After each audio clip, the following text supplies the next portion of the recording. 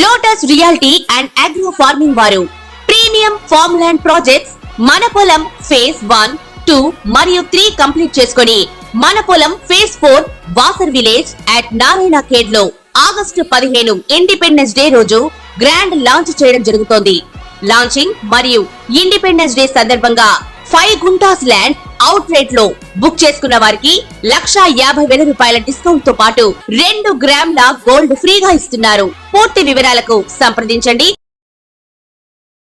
నమస్కారం అందరికీ. వాళ్ళు మనతో పాటు మన స్టూడియోలో అనంత్ శర్మ గారు ఉన్నారు. నార్మల్ గా మనం చూసుకున్నట్లయితే చాలా మంది జనరల్ గా అనేది ఏంటంటే ఈ పిల్ల లేకపోతే ఈ పిల్లోడు పుట్టిన తర్వాత అరే వాళ్ళ పేరెంట్స్ కి బాగా కలిసి వచ్చిందిరా, వాళ్ళ తల్లిదండ్రులు చాలా చాలా గొప్ప స్థాయిలో ఉన్నారు, చాలా మంచి అష్టైశ్వర్యాలతో ఉన్నారు అని అంటూ ఉంటారు. లేకపోతే అరే ఈ బాబు లేకపోతే ఈ పాప పుట్టంగానే వాళ్ళు అమాంతం ఒక స్టేజ్ లో పడిపోయారు అని కూడా వింటూ ఉంటాము.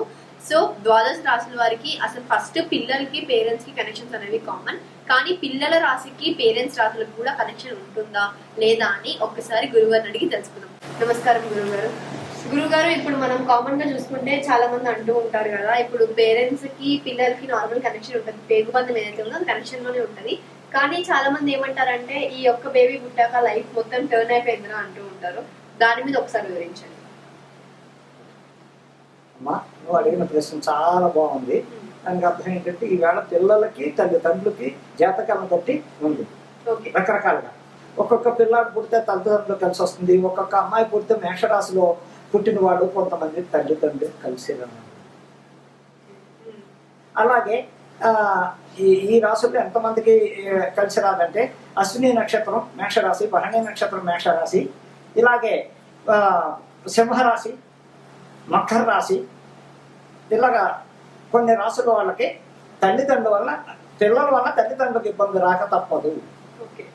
అలా అని చెప్పేసి ఆ రాశి వాడు పుట్టిన ఐశ్వర్యం కలిసి రాదా అంటే కలిసి వస్తుంది, కానీ వీళ్ళు వాళ్ళ చెప్పు చేతల్లో ఉండాలి. అలాగే ఒక జాతకుడు పుడితే తండ్రికి కొడుక్కి జాతకం విమర్శించాలి, కూతురికి తండ్రికి విమర్శించకూడదు ఎప్పుడు కూడా. ఇప్పుడు మేషరాశి జాతకుడు పుట్టాడు, భరణి నక్షత్రం అశ్విని నక్షత్రంలో పుట్టాడు, ఆ తండ్రి జాతకాన్ని కొడుకు జాతకానికి ముడిపెట్టాలి ఎప్పుడు కూడా. కూతురిది లెక్క చేయండి. ఎందుకని అక్కడ తండ్రికి బట్టి జాతకం కొడుకు చూడాలి, కొడుకు జాతకాన్ని బట్టి తండ్రికి చూసుకోవాలి. ఒకవేళ ఇంట్లో ఇబ్బందులు వస్తున్నాయి, ఎవరి వల్ల వస్తున్నాయి, కొడుకు వల్ల తండ్రికి ఇబ్బంది వస్తుందా, తండ్రి వల్ల కొడుకు ఇబ్బంది వస్తుందా అని దాంట్లో చూడవలసి వస్తే అప్పుడు తండ్రి వ్యక్తిగత జాతకాన్ని చూసుకోవాలి. ఎందుకు ఈ ఇబ్బందులు వస్తున్నాయి మా ఇంట్లో, వీడు వచ్చిన దగ్గర నుంచి నాకు ఎందుకు ఈ కష్టాలు వస్తున్నాయి అని విమర్శిస్తున్నకి తండ్రి జాతకంలో ఏదైనా ప్రాబ్లం ఉంటే కొడుక్కి ఎఫెక్ట్ ఇస్తుంది పక్కా, షూర్.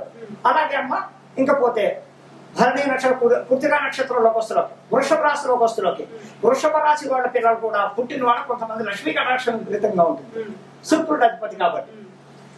అలాగే వృషభ రాశిలో మగ పిల్లలు పుట్టినా ఆడపిల్లలు పుట్టినా కూడా ఆ ఇంటికి లక్ష్మీదేవి ఆడపిల్ల కన్నా ముందు పుడితే లెక్క ఏమిటంటే ఆ తల్లిదండ్రులు ఎంతో చక్కగా ఉంటారు, సంతానం సుఖ సౌఖ్యాలతో వర్ధిల్లుతూ ఉంటుందని అదొక శాస్త్రం. అలాగే అందులో కూడా తేడాపాటాలు జరుగుతుంటాయి. ఒకటి ఏమంటే మా పిల్లలు ఎదుకొస్తున్నారు, ఎక్కడ ఏ రకంగా చేసినా కూడా వీళ్ళ చదువు సంఖ్యలో మమ్మల్ని ఇబ్బంది పెడుతున్నారు, ఏమిటి దీనికి కారణం అంటే అక్కడ వీళ్ళ వ్యక్తిగత జాతకాలు చూసి చెప్పాలి. ఎలాగా నా కొడుకు ఎదుకొచ్చాడు, చదవడు పెంకుదానంగా రోడ్ల మీద తిరుగుతున్నాడు అంట్లోకి అక్కడ జాతకానికి వెళ్ళిపోవాలి. ఆయన పుట్టిన టైం డేట్ ఆఫ్ బర్త్ చూసి చక్రం చూసి ఏం నడుస్తుంది, సరే మహాదశ, రావు మహాదశ, చంద్ర మహాదశ, లేకపోతే శుక్ర మహాదశ, గురు మహాదశ, ఇన్ని రాశుల్లో ఏ దశల్లో ఈ అబ్బాయికి తల్లిదండ్రులకు ఇబ్బంది పడుతుందంటే 3 వాట్లకి ఇబ్బంది కలుగుతుంది. ఏమిటయ్యా, శని మహాదశలో చాలా ట్రబుల్ పడతారు తల్లిదండ్రులు కొడుకు జాతకంలో. అలాగే రావు మహాదశ వస్తే ఇంకా ట్రబుల్ పడతారు. ఆ అబ్బాయికి యాక్సిడెంట్లు అవ్వచ్చు, రకరకాల ఇబ్బంది అవచ్చు, లేకపోతే వేరే ఎవరితోటైనా అమ్మాయిలతోటి ఇబ్బందులు, వీళ్ళకి ఇబ్బందులు కోరి తీసుకురావచ్చు, లవ్ అఫేర్ లో పడవచ్చు, రకరకాల ఆ దశలు అలా ఏర్పిస్తూ ఉంటాయి తల్లిదండ్రులు. అందువల్ల కూడా తల్లిదండ్రులు క్షోభపడుతూ ఆ అబ్బాయికి తగిన దానికి చేయవలసిన జపాలు కానీ హోమాలు కానీ లేకపోతే తెలుసు జ్యోతిష్యుల దగ్గరికి వెళ్ళి నా కొడుకు జాతకం ఏమిటండి, దాని పరిష్కారం ఏంటి, రెమెడీ అనేది పాయింట్. అలాగే ఇక మిథున రాశి వచ్చేసరికి మిథున రాశి అంటే పురుషర నక్షత్రం అవచ్చు, గుణవత్సవ నక్షత్రం అవచ్చు, ఆరుద్ర నక్షత్రం అవచ్చు. ఇందులో ఏ మిథున రాశిలో పుట్టినా సరే వాళ్ళకి పుట్టిన తల్లిదండ్రులకి ఎంతో అదృష్టం. ఆడ మగ ఎవరైనా సరే పుట్టుకలోంచి వీళ్ళు కూడా శ్రద్ధాపత్తులతో ఉంటారు, అల్లచెల్లారుగా ఉంటారు. ఎక్కడో 1000 ఇద్దరు ఉంటారు కాదని, కానీ పూర్తిగా వీళ్ళు చదువు సంధ్యల మీద ఎక్కువ చూపిస్తారు. తల్లిదండ్రులు అంటే ప్రేమాభిమానాలు చూపిస్తూ ఉంటారు. చెప్పినట్టుగా చక్కగా తల్లిదండ్రులకు అనుకూలమైన పద్ధతులు ఆడైన మొగైన చక్కగా ఉంటారు. అలాగే కర్కాటక రాశి దగ్గరకు వస్తున్న పెంకితనం, ఆడైనా మొగైన తల్లిదండ్రుల మాట వినరు. చెట్ట అయితే అమ్మాయి ఇంట్లో చెప్ప చేయకుండా డబ్బులు వాళ్ళ చెప్పకుండా ఇంట్లో పడుకోవడం, రోడ్డు జొలాయిలుగా తిరగడం అనేక రకాలుగా జరుగుతుంటే కర్కాటక రాశి వల్ల కూడా తల్లిదండ్రులు విపరీతమైన ట్రబుల్స్ ఉన్నాయి. ఇకపోతే సింహరాశి. సింహరాశి మకా నక్షత్రం 4 పాదాలు, పుబ్బా నక్షత్రం 4 పాదాలు, ఉత్తర 1వ పాదం దాకా కూడా సింహరాశి. కానీ మకా నక్షత్రం సింహరాశికి తేడా, పుబ్బా నక్షత్రానికి తేడాలో మకా నక్షత్రం వాళ్ళు దారి లేదు. అక్కడ చాలా తీర్చలు, చాలా పద్ధతి ఉంటాయి. అదే పుబ్బా నక్షత్రం సింహరాశి వస్తువులకి చాలా చండాలంగా ఉంటాయి పరిస్థితి. అంటే వాళ్ళ స్వతంత్రమే, ఎదుటి వాళ్ళ తల్లిదండ్రుని పట్టించుకోరు. ఉత్తరా నక్షత్రం సింహరాశి దగ్గరికి వస్తున్న వాళ్ళు కొంచెం పద్ధతి మెయింటైన్ చేస్తారు. అలాగే తల్లిదండ్రులకి ఎవరి వల్లయ్యా ఈ సింహరాశులు అంటే మకా నక్షత్రం సింహరాశి వాళ్ళు కొంచెం అందుబాటులో ఉంటారు, మిగతా వాళ్ళు అంత అందుబాటులో ఉన్నారు అని నేను ఖచ్చితంగా చెప్తున్నా. ఇంకపోతే సింహం కన్యా రాశిలో కూడా పిల్లలు బుధుడు అధిపతి అయిన వాళ్ళు కూడా చాలా పద్ధతిగా ఉంటారు, చాలా చక్కగా చదువు సంధ్యలో కానీ అన్నింటిలో వృద్ధిలోకి వస్తుంటారు. మధ్యలో దశలు వల్ల రాహుదశో సింహదశో కుజమహాదశో వచ్చిన వల్ల కొంచెం ఇబ్బందులు పడుతూ ఉంటారు. కానీ తల్లిదండ్రులకు ప్రాబ్లమ్స్ రావు. ఇంకా తులారాశి వాళ్ళు పిల్లలు ఆడైనా మగైనా ఇంకా అదే ఆడపిల్ల పుడితే ఆ ఇంట్లో భోగభాగ్యం. కానీ చిన్నప్పటి నుంచి తల్లిదండ్రులు ఇబ్బందుల్లో ఉంటారు ఆ రాశి వాళ్ళకి. అర్థమైందమ్మా? కానీ వీళ్ళే ఆడపిల్లైన మొగరాయిన కష్టపడి తల్లిదండ్రులను ఆదుకుంటుంది, అన్నా చెల్లెళ్ళు ఆదుకుంటుంది, తమ్ముడు ఉంటే తమ్ముడిని ఆదుకుంటుంది, కష్టపడి పైకి తీసుకొస్తారు. తులారాశి వాళ్ళు ఆడపిల్ల అవుతాయి. అలాగే మగవాడైనా సరే స్వాతి నక్షత్రం తులారాశిలో పుట్టిన వాళ్ళకి రాహు అధిపతి దొరకాలి. అదే విశాఖ నక్షత్రం తులారాశిలో పుట్టిన వాళ్ళకి గురువు అధిపతి. అలాగే కానీ ఏదేమైనా తులారాశి వాళ్ళకి హెల్పింగ్ ఎక్కువ ఉంటుంది, నా బంధుత్వం అనేది ఎక్కువ వాళ్ళకు ఉంటుంది వాళ్ళలో. ఇంకా పోతే అక్కడికాయ తులారాశి. వృశ్చిక రాశి వాళ్ళు స్వార్థపరులు, స్వార్థం ఎక్కువ. నాదే ఎంతసేపు, పక్కవాడు ఎలా పోతే నాకే, నేను నా పిల్లలు నా భార్య, అమ్మా నాన్న కూడా అంత పట్టించుకుని స్టేట్ ఉండదు. వృశ్చిక రాశి ఎక్కడ దాకా అనురాధ వృశ్చిక రాశి, విశాఖ వృశ్చిక రాశి, అలాగే జ్యేష్ఠ నక్షత్రం వృశ్చిక రాశి. అలాంటి వాళ్ళంతా వాళ్ళు స్వార్థం చూసుకుంటారు. అలా అని చెప్పి వాళ్ళకి ఇద్దరు అని చెయ్యరు, కానీ పెద్ద పట్టించుకోరు. అంతసేపు ఎంత వాళ్ళ కుటుంబం నలుగురే వాళ్ళలో వాళ్ళు ఆ స్వార్థంగా ఉంటారు. ధనుసు రాశి చాలా పద్ధతైనగా ఉంటారు. అందులో మొండితనాలు ఉంటారు. మొండితనం ఉన్నప్పటికీ కూడా ఒకళ్ళ హాని చేయరు, ఉపకారస్తులే కానీ అపకారం చేయరు. ఎందుకని గురువు అధిపతి ఉన్నవాళ్ళు, బుధుడు అధిపతి ఉన్నవాళ్ళు, శుక్రుడు అధిపతి ఉన్నవాళ్ళు ఎదుటి వాళ్ళు మేలు కోరుకుంటారు. ఫస్ట్ వాడికి జేబులో రూపాయిందా లేదా, అయ్యో వాడికి అన్నం తిన్నాడా లేదా అని ఆలోచిస్తాడే కానీ వాడు స్వార్థం కోరుకోరు. ఇలాగుంటుంది ఏమా. ఇంకా పోతే తల్లిదండ్రులకి వీళ్ళు కూడా బాగా ఉపయోగపడతారు, తల్లిదండ్రులకి ఉపయోగపడతారు. అలాంటి అదేంటంటే మాకు తెలిసిన వాళ్ళు చాలా మంది ధనుసు రాశి వాళ్ళు వాళ్ళ అమ్మని ఇబ్బందులు పెడుతున్నారు. నేను ఎంతో మందిని చూసేవాళ్ళని అంటే అనొచ్చు కాదని నేను దానికి అక్కడ పాపం పిల్లలకో తల్లిదండ్రులకో దశలోనో ఎందులోనో ప్రాబ్లం వచ్చినప్పుడు అప్పుడు తప్పకుండా ప్రాబ్లం అనేది వస్తుంది, వచ్చి తీరుతుంది.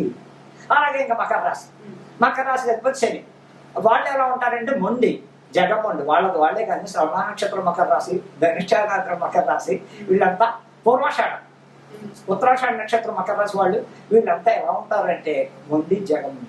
వాళ్ళ చూస్తేనే అమ్మ చెప్పింది నాన్న చెప్పారు ఇంకో లెటర్ వాళ్ళు అనుకోవడం అయిపోవాలి. అక్కడ ఏదైనా వీళ్ళ తప్పు చేసి కూడా వాళ్ళ అమ్మ మీద నాన్న మీద అడుగుతారు, నీ వాళ్ళే మాకు వచ్చింది నేనేం తప్పు చేశానని అంటారే కానీ వాళ్ళు నిజగొప్పుకోరు. అలాగే కుంభరాశి శతభిషం కుంభరాశి, ఉత్తరాభాద్ర కుంభరాశి. ఇందులో కూడా శతభిషం కుంభరాశి వారు కూడా మాక్సిమం తల్లిదండ్రులకు ఉపయోగపడే వాళ్ళు చాలా మంది ఉన్నారు. నోరెత్తకుండా ఉన్న వాళ్ళు ఉన్నారు కొంచెం ఇదిగా. కానీ సెటిల్మెంట్ లో నెంబర్ 1 స్థానంలో ఉంటారు. శని నడుస్తున్నా, రాహు నడుస్తున్నా పొజిషన్ లో బాగుంటారు. వ్యక్తిగతంగా ఆలోచిస్తే పొజిషన్ లో బాగుంటారు. అలాగే ఇంకా మీనరాశి దగ్గరకు వస్తున్నారు చాలా మెత్తగా ఉంటారు, అతి తెలుగుగా దెబ్బ కొడతారు. మంచిగా ఉంటారు, తెలివిగా ఉంటారు, ఎక్కువ ఎవరితోటి మాట్లాడరు, సైలెంట్ గా ఉంటారు. వాళ్ళు చేసుకోవాలి, వాళ్ళు చేస్తారు. ఇంటికి వస్తారు ఏం జరుగుతుందో దగ్గర నవ్వుతూ ఉంటారు. మనం ఏదో అనుకుంటాం ఇంట్లో పెడుతున్నప్పుడు వేరే విధంగా. కానీ వాళ్ళ వల్ల కూడా తల్లిదండ్రులకి మంచి జరుగుతుంది కానీ కీడు జరగదు. ఇదా మా 12 రాశుల్లో వచ్చిన తల్లిదండ్రులకి కొన్ని రాశుల వల్ల ప్రాబ్లం, కొన్ని రాశుల వల్ల లాభాలు ఉన్నాయని ఖచ్చితంగా నేను ఛాలెంజ్ చెప్తున్నాను. గురువు గారు ఒకవేళ పేరెంట్స్ పిల్లలు కనుక మకర రాశిలో జన్మిస్తే వాళ్ళని ఎలా ఉంచుతారు? మంచి స్థిరాస్తులు భూములు ఇస్తారా? ఆస్తులు ఉంటాయి. ఓకే. తల్లిదండ్రులు ఆస్తులతోటే ఉంటారు ఈ పిల్లలు. ఓకే. మకర రాశిలో పుట్టిన శ్రవణ నక్షత్రం మకర రాశి అయినా, ధనిష్ట నక్షత్రం మకర రాశి అయినా ఉచ్చ స్థితిలో ఉంటారు. కానీ శ్రవణ నక్షత్ర జాతకులు ఆడైనా మగైనా అసలు ఎవరిని లెక్క చేయరు. వాళ్ళ సొంత తెలివితేటలు వాళ్ళ గంగలో దిగిపోయాక పక్కన గుర్తొస్తారు.